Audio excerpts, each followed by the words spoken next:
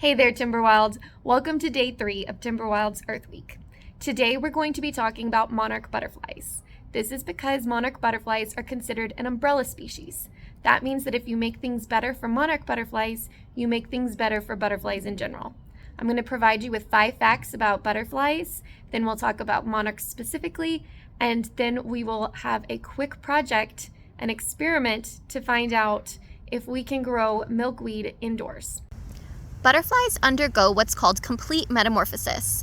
They have 4 life stages: egg, larval, which is their caterpillar stage, pupa, which is their chrysalis stage, and lastly, adult, which is their butterfly stage.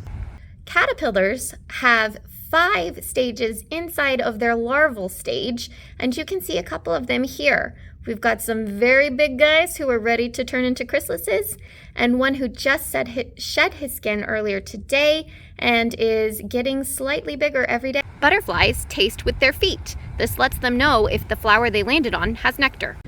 When a butterfly lands on a flower, pollen is deposited onto its thorax or abdomen. When it lands on another flower, it's then brushed off. This is a monarch caterpillar. It has adapted this beautiful pattern to let other animals know, don't eat me, I taste awful. Some caterpillars do not have this pattern. They have fuzzy or spiky looking bodies. If you see a caterpillar with a fuzzy or spiky body, then you should know that body is telling you, don't touch me, I will give you a horrible, horrible rash. It's always best to use a magnifying glass to look but not touch a caterpillar. It's safest for you and for them. So now that we've discussed some caterpillar safety, let's talk about what makes the monarch caterpillar so special. Monarch butterfly has an annual cycle that includes a spring and fall migration, going as far north as Canada and as far south as Mexico. But those butterflies, having never been, and their parents and their grandparents having never been to Mexico, will fly all the way south using genetic memory and cues from the environment. Monarch caterpillars rely on milkweed as their sole source of food when they are growing up. If you look on the bottom of this leaf, you will see an egg that was laid by a monarch butterfly. There it is. That will eventually turn into those large caterpillars you saw earlier. Monarch butterfly is a distinct orange butterfly.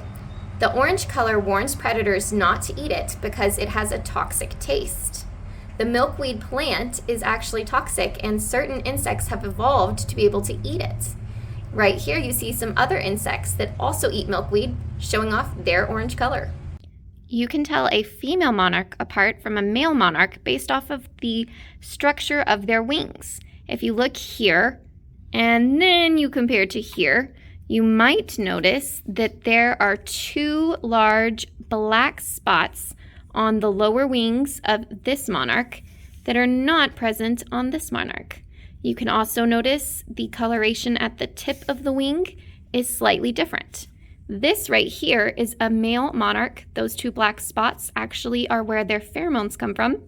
And this is a female monarch.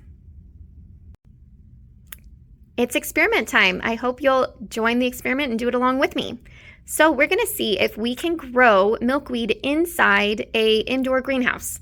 I know that it works for vegetable seeds because I've done that before. I don't know if it'll work for milkweed.